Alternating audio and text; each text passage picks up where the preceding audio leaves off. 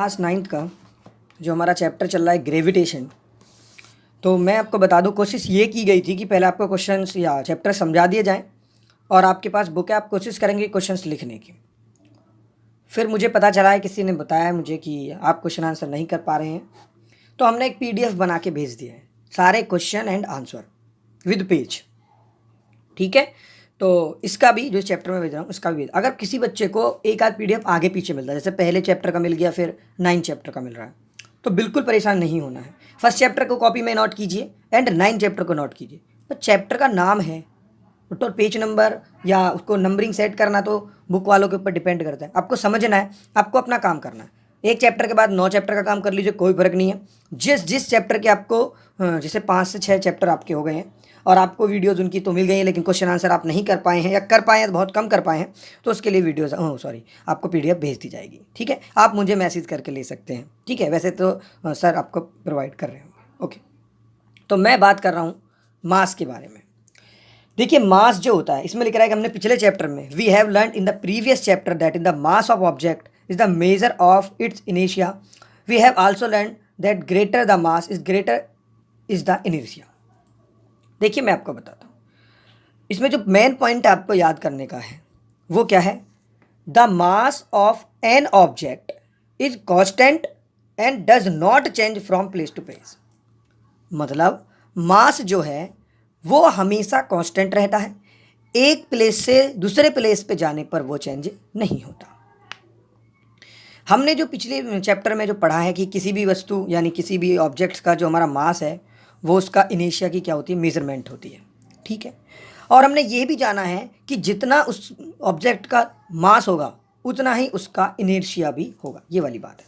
But यहाँ पे जो कह सकते हैं कि भैया कि द अर्थ, द मून और इवन द आउटर स्पेस, अर्थ पे जाओ, मून पे जाओ, आउटर स्पेस पे जाओ, स्पेस पे जाओ, स्पेस समझते हो, स्पेस जो अंतरिक्ष, स्पेस में जाइए, मास कभी भी चेंज नहीं होता। बात समझ में आई? तो आपको एक लाइन याद करनी है। अगर पूछे मास क्या है तो आप कह सकते हो, इनेशिया के लिए आप बताओगे, कोई दिक्कत नहीं, मुझे कोई बात नहीं, आप बता सकते हैं। बट मेरे हिसाब से आपको एक मास की क्या प्रॉपर्टी, क्या है मास, तो आप कह सकते हो कि the mass of an object is constant and does not change from place to place. अब वैसे तो प्रेजेंटली अंदर उसके क्या होता है, कैसे, वो डिस्कस कर चुका हूँ। आगे चलते हैं। बहुत से लोग वेट एंड मास को एक जगह काउंट करते हैं, ये बहुत ज़्यादा मिस्टेक है। वेट जो होता है वो डिपेंड होता है मास के ऊपर एंड डिपेंड होता है अट्रैक्शन पावर के ऊपर, यानी ग्रेविटी जो हमारी अर्थ के अंदर है उसके ऊपर डिपेंड करता है। ठीक है, या अर्थ के ऊपर, ये भी कहना गलत शब्द है वैसे तो, क्योंकि जब हम अर्थ से बाहर होते हैं, जब हम मून पे होते हैं, तो वो डिपेंड करता है मून की ग्रेविटी पे। बात समझ में आ रही? नहीं समझ में आ रहा, मैं समझाता हूँ। मास कभी भी नहीं बदलता, लेकिन वेट हमेशा बदलता है।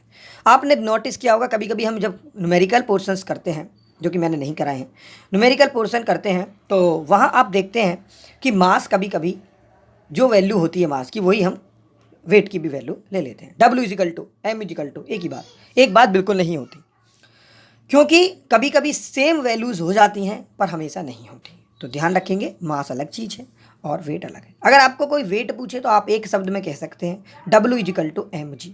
M बोले तो मास और G बोले तो ग्रेविटी। ध्यान देंगे, ग्रेविटी जो है वो है due to acceleration due to gravity. जिस पावर से अर्थ हमको खींचती है वो वाली ग्रेविटी की बात मैं यहाँ पे कर रहा हूँ। यहाँ पे लिख रहा है we know that the earth attract every object. आप सब जानते हैं कि अर्थ सभी को बहुत ही, मैं थोड़ा हिंदी बता देता हूँ अच्छे से। वी नो यानी हम जानते हैं, दैट द अर्थ यानी जो हमारी पृथ्वी है, जो अर्थ है, attract every object with a certain force, यानी कि हमारी जो अर्थ है वो हर चीज़ को अपनी तरफ खींचती है कुछ फोर्स से। And this force depend on the mass, और ये फोर्स जो है वो डिपेंड करता है किस पे, मास पे। जितना ज़्यादा मास होगा उतना ही ज़्यादा वो उसको अट्रैक्ट करेगी। Of the object and the acceleration due to gravity, the weight of an object is the force with which the attract toward the earth. We know that F=m, ये समय पता है। फोर्स की जो डेफिनेशन है उसमें M×a है, mass into acceleration, या M×g यानी M mass into gravity, acceleration due to gravity. तो ध्यान देंगे, ये वही बात है, मास एंड वेट अलग है। मास जो है हमारा वो इंडिपेंडेंट कह सकते हैं आप उसे, लेकिन वेट जो है वो डिपेंड करता है मास पे।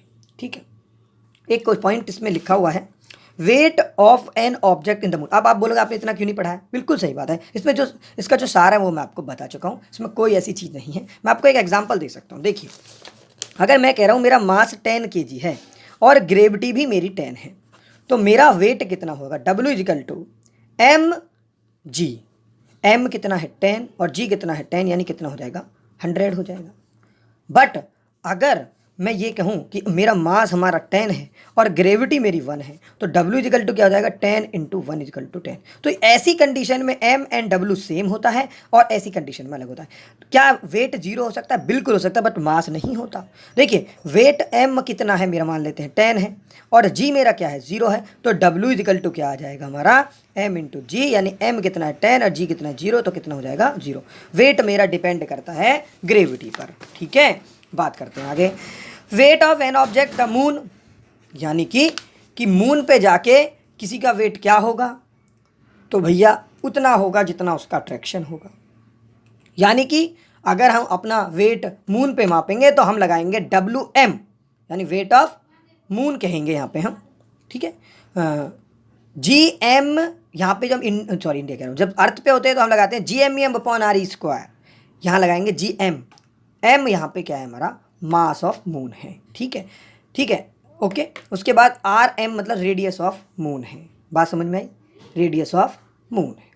तो ये यहाँ पे हम फॉर्मूला लगाएंगे कि अगर किसी ऑब्जेक्ट का हमारे जो मतलब मान लो मेरा वेट है, तो मेरा वेट जो है वो, या मेरा मास जो है, जो मेरा ही तो वजन जाके आप मून पे चेक कर रहे हो, या किसी चीज़ का, मान लो इस पेन का अगर आप वेट कर रहे हो ऊपर जाके, तो मेरा जो इस पेन का जो मास है वो ये है, मून का जो मास है वो है, उसकी जो ये ग्रेविटेशन है आप जानते हो, यूनिवर्सल ग्रेविटेशनल फोर्स, जी की वैल्यू 6.67 10⁻⁻11, याद है ना, मैंने आपको बताया था पीछे। ठीक है, RM यानी रेडियस ऑफ मून का स्क्वायर करेंगे तो हमारी मून की चीज़ें निकल जाएंगी। मैं फिर बता दूं, ये एक टेबल हमको दी हुई है, इसमें अर्थ का मास हमको दिया हुआ है, रेडियस इतना मास है हमारी अर्थ का, ये सच है, बिल्कुल एग्जैक्ट वैल्यू है, और मून का मास इतना है और उनकी रेडियस इतनी है।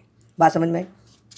बहुत सारे पॉइंट्स हैं, प्रेशर टू थ्रेस्ट वाला भी आप पढ़ सकते हैं, कि आप यहाँ पे लिख रहा है have you ever wonder why the camel can run in the desert easily. अच्छा, आपको नहीं लिख रहा, हाँ, तो यहाँ पे लिख रहा है कि क्या आपने कभी सोचा ये बात कि जो हमारा कैमल है वो रेगिस्तान यानी डेजर्ट में कैसे आसानी से दौड़ पाता है, और जो हमारे why an army tank weighing more than the 1000 tons rest upon the continuously chain, यानी कि जो हमारे सेना के टैंक होते हैं, आर्मी में जो टैंक होते हैं, लड़ाकू टैंक देखे आपने, वो तोप टाइप जो होते हैं जी, तो उनमें हज़ारों टन से भी ज़्यादा वेट होता है, तो वो एक चैन पे कैसे टिके रहते हैं। और जो बस और ट्रक होते हैं, इसमें आगे लिखा हुआ है why the truck and motor bike has the, मैं ये शायद मुझे लग रहा है मैं शायद पहले इसको डिस्कस कर चुका हूँ। ठीक है, तो भैया देखेंगे ये पॉइंट्स हैं, हमें जो पढ़ना है नेक्स्ट पॉइंट वो bind force and Archimedes principles है। यही दो इंपॉर्टेंट पॉइंट्स हैं। मुझे लग रहा है कि वीडियो ज़्यादा बड़ी हो रही है, आप इसके चैप्टर को उतने क्वेश्चन आंसर कंप्लीट कर लीजिए, तब तक एक वीडियोस का काम रह रहा है, एक का भी नहीं, आधी वीडियोस का रह रहा है, बिल्कुल खत्म हो जाएगी। ठीक है, अपना ध्यान रखिए, ओके।